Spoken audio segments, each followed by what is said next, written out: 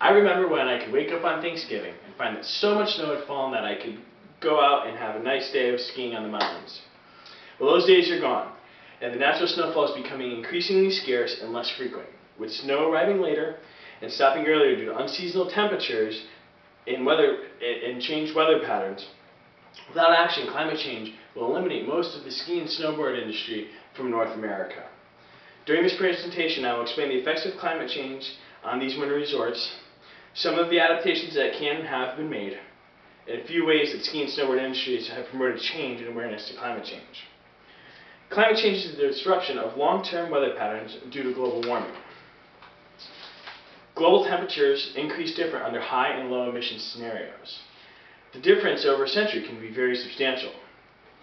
This graph illustrates the increases under constant year 2000 atmospheric carbon concentrations in 4 increased carbon emission scenarios.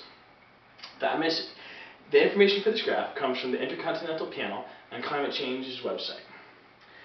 If the atmospheric carbon concentration remained the same as the 2000 levels, the temperature increase is only projected to stay at 0.6 degrees Celsius.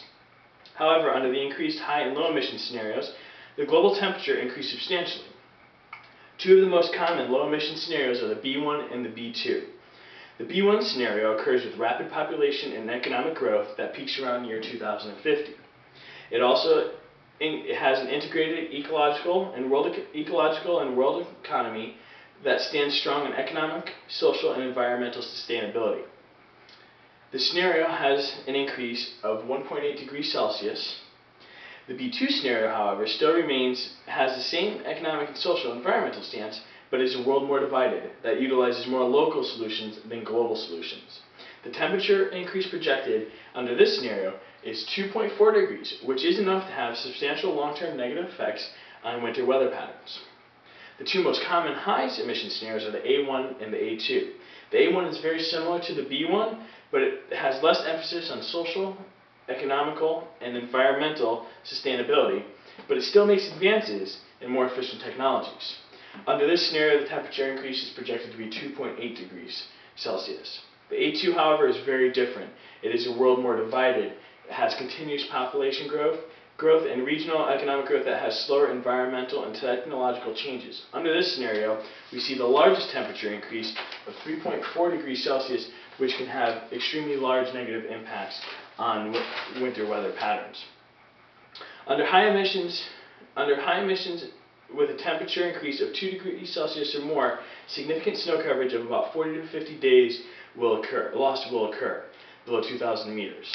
In the United States alone, high emission scenarios could make western Maine the only northeastern point in the United States where snowboarding will still be sustainable. Under a high emission scenario, also the Sierra Nevada region of California can lose as much as 15 weeks of winter by 2008.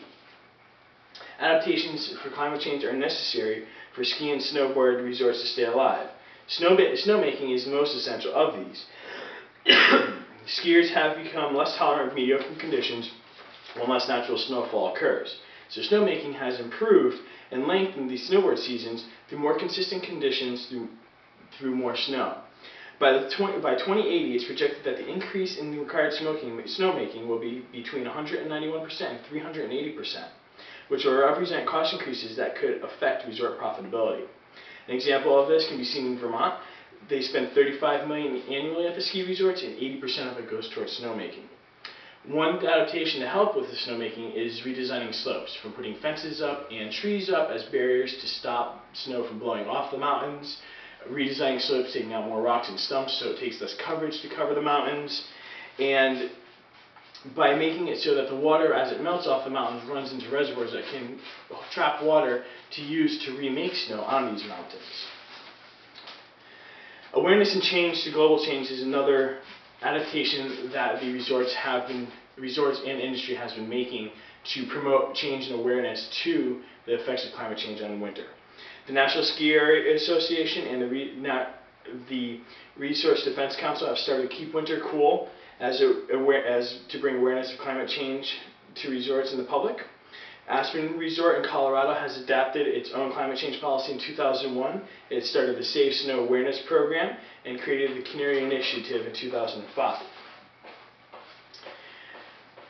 The negative effects on climate change in the North American ski and snow resorts are clear. Scott McBoyle in 2007 states that 243 resorts were lost between 1983 and 2005.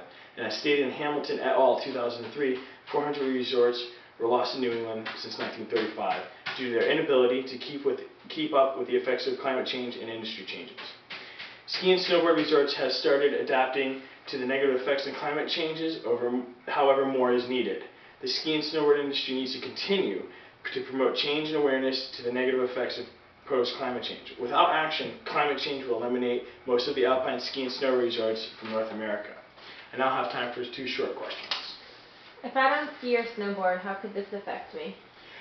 With less snowfall, there's less snowpack, which then causes less runoff in the spring to fill our reservoirs and our streams, therefore creating more drought and more water rationing restrictions. Next. What is an example of efforts that winter athletes are making to combat climate change? Jeremy Jones, who's a professional snowboarder, started the Protect Our Winters organization in 2007. This organization is dedicated to reversing the impact of climate change by uniting winter sports community and industry standards. They focus their energy towards initiatives that will directly affect the impact of climate change on winters. Since their start, they have given 150,000 grants to local initiatives that have immediate impacts. I thank you for your time and hope you have a great day.